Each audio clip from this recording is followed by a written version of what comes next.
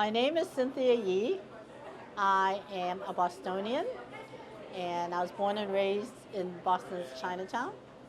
And I was a teacher of young children for 35 years, and I trained teachers. I trained college students to be teachers.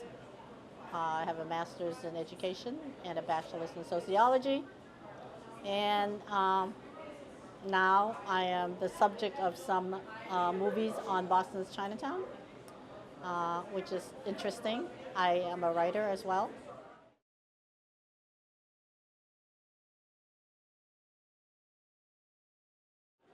Chinatown is not a collection of restaurants. Uh, the restaurants are just our lemonade stands. They're just ways for our people to earn a living because historically, Chinese immigrants were kept out of the mainstream labor pool. They were forced into what is considered undesirable work, and the men were forced into what is considered women's work. It's an attempt to emasculate young Chinese boys and Chinese men. So they gave you jobs like washing clothes, so your own laundries, cooking food, washing the dishes, clearing the table. I had to say to my friends, you think that we like to cook for you and wash your clothes? They were forced into those jobs because of exclusionary laws and racist practices. But I grew up among garment workers, laundrymen, restaurant workers, and I love them. So I like to write about who they are as human beings, not just the jobs they were forced into.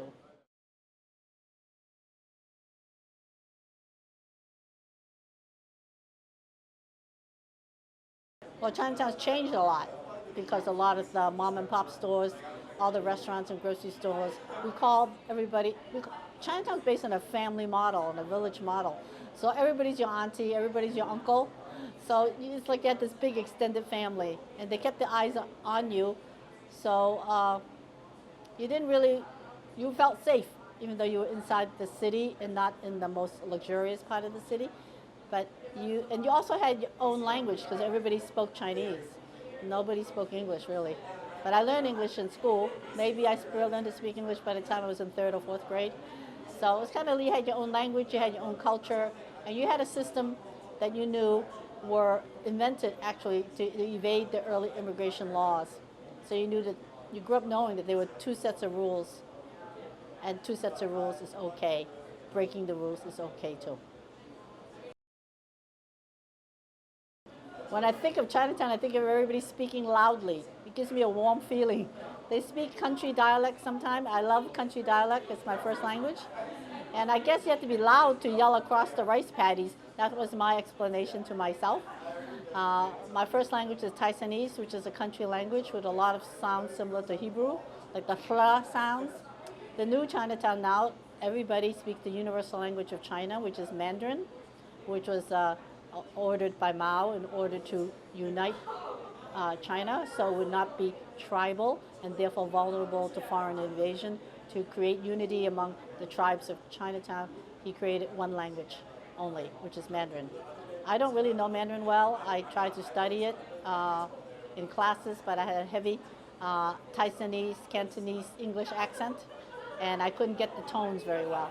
So when I hear Mandarin in Chinatown, in my hometown, I don't really understand what people are saying because they speak Mandarin. But they also, interestingly, I say, you know, the bakery ladies, the lady working at the bakeries are really smart. They speak 4 languages. They speak Cantonese, they speak Taiwanese, they speak Mandarin, they speak English. I guess my message is don't look down on Chinatown people and think they live in poverty. Actually, a lot of Chinese people in Chinatown are very smart, and they're not that poor either. They're just frugal.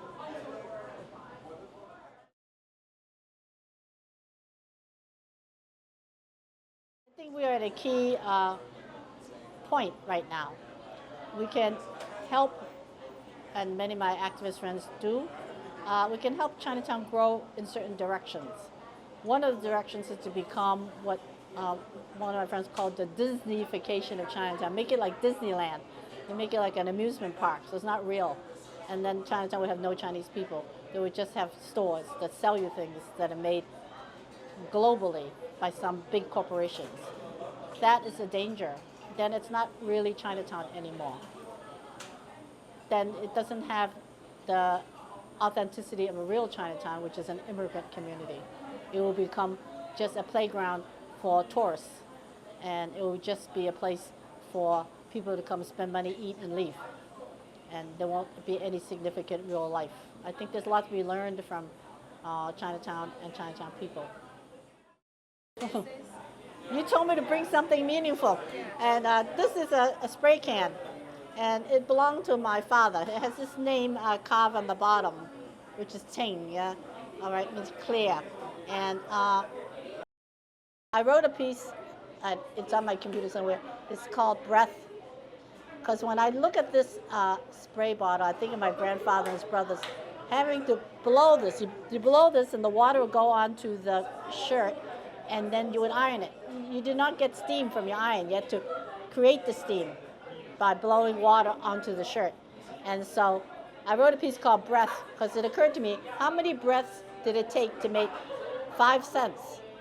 And which they would save. They would save all their money and send it back to their family in China, because that's why they were sent to America to work, to earn American money, because a little bit of American money would translate into a lot of Chinese money.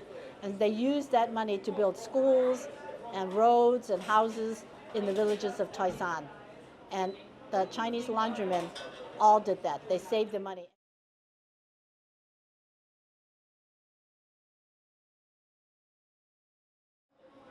I would say make friends with each other and listen to each other's stories. Listen, truly listen, and you will find beautiful richness that will enrich your life, even though they grow up different from you, have different culture from you. And make your art. I think the way to fight hatred, the way to fight oppression, the way to fight any kind of injustice is really through art. And make your art beautiful, so it's irresistible.